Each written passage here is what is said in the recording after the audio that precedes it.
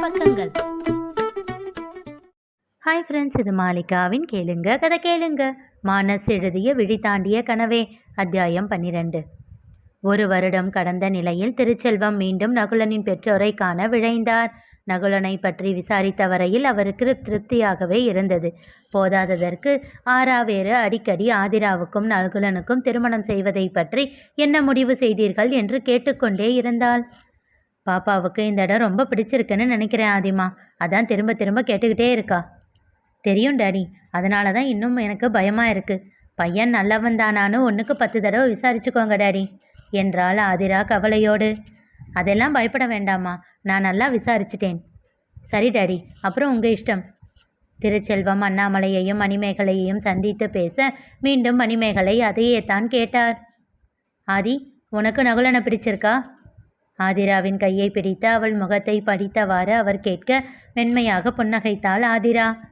எனக்கு உங்களை பிடிச்சிருக்காத்த, அதனால் அவரை கல்யாணம் பண்ணிக்க எனக்கு ஓகே. திருச்செல்வம் சிரித்துவிட நகுலனோ ஆதிராவை மறைத்து கொண்டிருந்தான். இப்போ என்ன சொல்ல வர? எங்கள் அம்மாவுக்கு கல்யாணமாகாத வேற பையன் இருந்தா அவனை கல்யாணம் பண்ண கேட்டால் ஓகே சொல்லியிருப்பியா? தன் தோளை குலுக்கியவள் அஃப்கோர்ஸ் என்றாள். இப்பொழுது சிரிப்பது அண்ணாமலையின் முறையானது. ஆதிரா கோரிய பதிலை கேட்டு மீண்டும் அவளை மறைத்துவிட்டு எழுந்து சென்று தள்ளி நின்று கொண்டான் நகுலன். சின்ன சிரிப்போடு மணிமேகலை மேற்கொண்டு திருமண விஷயங்களை பேச ஆரம்பித்து விட்டார். ஆதிரா மெல்ல எழுந்து நகுலனின் அருகில் வந்தாள். ஹலோ மிஸ்டர் நகுலன், என்ன கோபமா என்றாள் சிறு புன்னகையோடு. இல்லையே, ரொம்ப சந்தோஷமா இருக்கேன் என்றான் முகத்தை சுளித்து. அப்புறம் ஏன் உங்கள் முகம் இப்படி இருக்கு? அவன் மீண்டும் முறைத்தான். ஒன்றும் பிரச்சனை இல்லை, உங்களுக்கு பிடிக்கலனா இப்போ கூட வேண்டாம்னு சொல்லிடலாம்.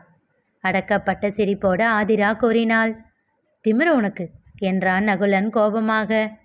நீ என்னை கண்டுக்காம போனாலும் உன்னையே சுற்றி சுற்றி வரேன்ல, அதுதான் என்னை இப்படி அலட்சியப்படுத்துற என்றான் மெல்லிய குரலில். சில நிமிடங்கள் அவன் முகத்தையே உற்று பார்த்தவள் பின் கூறினாள். தேங்க்ஸ். புருவத்தை சுருக்கி புரியாமல் பார்த்தான் நகுலன். எதுக்கு தேங்க்ஸ்?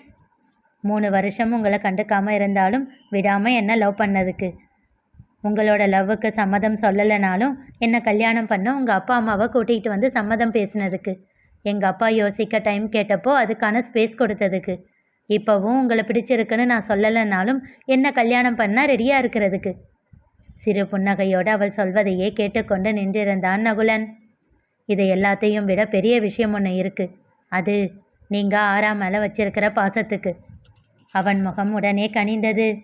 அவ குழந்தை தீரா என்று அவன் சொல்ல தொடங்கும் போதே அவளை குழந்தையா நீங்கள் பார்க்கறதுக்கு என்றாள் ஆதிரா. மீண்டும் புன்னகைத்தான் நகுலன். தன் பார்வையை திருப்பி தோட்டத்தை வெறித்தவாறு கூறினாள் ஆதிரா. உங்கள் அம்மாவுக்காக நான் கல்யாணத்துக்கு சம்மதம்னு சொன்னாலும் ஆராவுக்காகவும் சேர்த்து யோசித்து தான் உங்களை சரின்னு சொன்னேன்.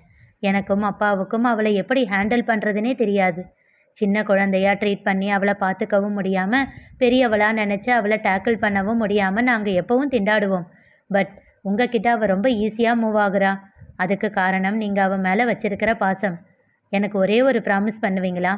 அவன் முகத்தை பார்த்து கேட்டாள் ஆதிரா. சொல்லுமா. எப்போவும் ஆராவை இதே மாதிரி உங்களால் பார்த்துக்க முடியுமா? ஆதிராவின் கண்களில் தெரிந்தது ஏக்கமா, எதிர்பார்ப்பா?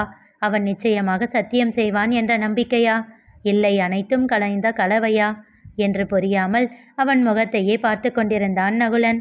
சில நிமிடங்கள் கழித்து அவள் கையை பிடித்து அதில் சத்தியம் செய்தான். எப்பவும் ஆராக்கிட்ட இதே பாசத்தோடு தான் இருப்பேன். இன்னும் சொல்லப்போனால் அவன் நமக்கு மூத்த குழந்தை. போதுமா?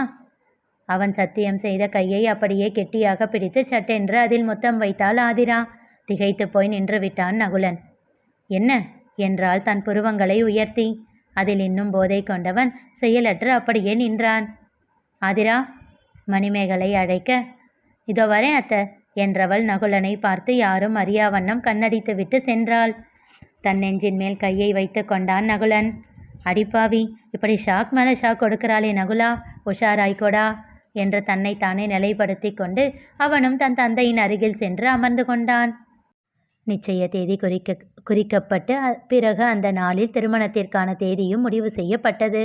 சந்தோஷத்தில் குதித்தாள் ஆராத்யா. நகுலன் ஆதிரா திருமணம் நல்லபடியாக நடந்து முடிந்தது. சில நாட்கள் குவார்ட்ரஸில் நகுலனோடு இருப்பாள் ஆதிரா. பின் திருப்பூர் வந்து விடுவாள். அப்பொழுது நகுலன் இங்கே வந்து தங்கிக் கொள்வான். இருவரும் மிகவும் சந்தோஷமாக இருந்தார்கள். 3 வருடங்கள் அவனை தவிக்க விட்டதற்கு மொத்தமாக சேர்த்து அவன் மேல் அவ்வளவு காதலை பொழிந்து கொண்டிருந்தாள் ஆதிரா. அவன் அருகில் தன் உலகம் மறந்தாள். நல்ல மகளாக, நல்ல மனைவியாக மட்டுமல்லாது மடத்து குளம் செல்லும் நேரத்தில் நல்ல மருமகளாகவும் இருந்தாள். மணிமேகலை சொல்லும் வார்த்தையை எப்பொழுதும் அவள் தட்டியதே இல்லை. அவர் ஒன்று சொன்னால் அது அவளுக்கு பிடிக்கிறதோ இல்லையோ அதனை அப்படியே கேட்டுக்கொள்வாள். அதனால் நகுலனின் வீட்டிலும் ஆதிராவை எல்லோருக்கும் பிடித்து போனது. +2 முடித்து கல்லூரிக்கு செல்லும் பொழுது திட்டவட்டமாக சொல்லிவிட்டாள் ஆராத்யா. முதல் நாள் நகுலன்தான் தன்னை அழைத்து கொண்டு கல்லூரிக்கு செல்ல வேண்டும் என்று. அதுவும் காவலருடையிலேயே வந்து அவளை விட வேண்டும் என்று கட்டளையிட்டு விட்டாள். நகுலனும் அதற்கு ஒத்துக்கொண்டான். எதுக்கடி இப்படி அடம் பிடிக்கிற? எப்பவும் போல கார்ல போக வேண்டியது தானே? அதெல்லாம் முடியாது. என்னோட மாமா போலீஸ்னு நான் கெத்து காட்டினாதானே எவனும் என்கிட்ட வாழை காட்ட மாட்டான். அவள் தலையில் செல்லமாக கொட்டியவள், என் புருஷன் என்னடி உனக்கு செக்யூரிட்டியா என்றாள் அவள். அப்படித்தான் வச்சுக்கோ என்ற உதட்டை சுழித்துவிட்டு சென்று விட்டாள் ஆரா. நகுலன் ஆதிரா வாழ்வில் சந்தோஷ காற்று மட்டுமே வீசிக்கொண்டு இருந்தது. அது பொறுக்காத அந்த கடவுள் அவர்களுக்கு ஒரு குறையை வைத்தான். ஆரா திருப்பூரில் கல்லூரி படிப்பு முடித்த பின் பெங்களூரில் MBA படிக்கச் சென்றாள். நகுலனுக்கும் ஆதிராவுக்கும் திருமணமாகி 3 வருடங்கள் கடந்த நிலையிலும் அவர்களுக்கு குழந்தை பேறு கிட்டவில்லை. மருத்துவரை சென்று சந்தித்து ஆலோசனை செய்தும் எந்த முன்னேற்றமும் இல்லை. சொந்தங்கள் கூடும் இடங்களில் எல்லாம் பேச்சுப்பொருள் ஆக்கப்பட்டார்கள் இருவரும். என்னதான் மணிமேகலை யாரும் தன் மருமகளை எதுவும் பேசக்கூடாது என்று பார்த்து கொண்டாலும் முதுகுக்கு பின்னே பேசும் வார்த்தைகள் அவர்களை எட்டத்தான் செய்தன. அழுது கரைந்தாள் ஆதிரா. நகுலா, நான் உங்க மேல வச்சிருக்கிற காதல்ல ஏதாச்சும் குறை இருக்கா? அதனாலதான் நமக்கு குழந்தை பிறக்கலையா? அவன் கன்னம் பற்றி ஏக்கமாக கேட்பாள். என்ன தீராமா இப்படி பேசுற? நீ என்ன லவ் பண்ற மாதிரி எந்த ஒய்ஃபும் ஹஸ்பண்டை லவ் பண்ண மாட்டாங்க தெரியுமா? இது போல 1000 ஆறுதல்கள் கூறி அவளை தேற்றுவான் நகுலன். மெல்ல அவர்கள் சந்தோஷம் தேய தொடங்கியது. இருவருக்குள்ளும் இருந்த காதல் குறையவில்லை. ஆனால் அவர்களின் சந்தோஷ தருணங்கள் குறைய ஆரம்பித்தது. எந்நேரமும் குழந்தையை பற்றிய சிந்தனையிலேயே தங்கள் மகிழ்ச்சியை தொலைக்க தொடங்கியிருந்தனர். குழந்தை இல்லாத பிரச்சனையிலேயே அவர்கள் உழன்று கொண்டிருக்க மற்றொன்றை கவனிக்க தவறினர். அது ஆராவை பற்றி. ஆரா பெங்களூரில் படித்து கொண்டிருந்ததால் அவ்வப்போது அவளோடு பேசியும் அவளை நேரில் சென்று பார்த்துவிட்டு வந்தாலும் முன்பு போல் நகுலனால் அவளோடு நேரத்தை செலவிட முடியாமல் போனது. மேலும் 1 வருடம் கடந்த நிலையில் இருவரும் ட்ரீட்மெண்ட் எடுக்க ஆரம்பித்து இருந்ததால் அதிகம் எங்கேயும் செல்ல முடியாமல் மருத்துவரின் சொல்படி கேட்க வேண்டி இருந்தது. அப்பொழுது ஆரா தனித்து விடப்பட்டாள். அவளும் அக்கா மாமாவின் சூழ்நிலை புரிந்து அவர்களை அதிகம் எதிர்பார்ப்பதை நிறுத்திவிட்டாள். அப்படி ஒரு சூழ்நிலையில் அவள் வாழ்வில் வந்தவன்தான் நந்தன். அவன் அவள் வகுப்பு தோழன். நல்ல உயரம், கலையான முகம், கோல்டு மெடலிஸ்ட் இல்லை என்றாலும் ஓரளவுக்கு நன்றாகவே படிப்பவன், எந்த கெட்ட பழக்கமும் இல்லாதவன், பெண்களிடம் கண்ணியமோடு பழகுபவன், இன்னும் சொல்ல போனால் பெர்ஃபெக்ட் ஜென்டில்மேன். யாரும் அவன் பின்னால் காதல் என்று சுற்றியதில்லை. ஏனெனில் எல்லோரிடமும் நட்புடனேயே பழகுவான். எல்லோருக்கும் அவனை பிடிக்கும். ஆனால் அவன் நேசித்த பெண் ஆராத்யா. ஆராவிற்கும் அவனை மிகவும் பிடிக்கும். எல்லோராலும் நல்லவன் என்று சொல்லப்பட்டவன் அவள் கண்களுக்கும் நல்லவனாகவே தெரிந்தான். நகுலனையும் எல்லோரும் இப்படித்தான் சொல்வார்கள். நந்தனும் அதே போல் இருக்கவே அவள் மனம் தானாக அவனிடம் விழுந்தது. அது மட்டுமின்றி நகுலனுக்காவது எப்பொழுதேனும் பியர் குடிக்கும் பழக்கம் உண்டு. ஆனால் நந்தனுக்கு அந்த பழக்கம் கூட இல்லை. அதனால் நந்தன் ஆராவிற்கு நகுலனை விட ஒரு படி மேலாகவே தெரிந்தான். எல்லாவற்றிலும் நகுலனோடு ஒப்பிட்டு பார்த்து நந்தனை நல்லவன் என்று முடிவு செய்த ஆராவிற்கு நந்தனின் உள்மனதில் இருந்த அழுக்கு தெரியாமல் போனதுதான் விதி. நிகழ்ந்தது என்ன தெரிந்து கொள்ள தொடர்ந்து கேளுங்க. கதை கேளுங்க. மீண்டும் சந்திப்போம்.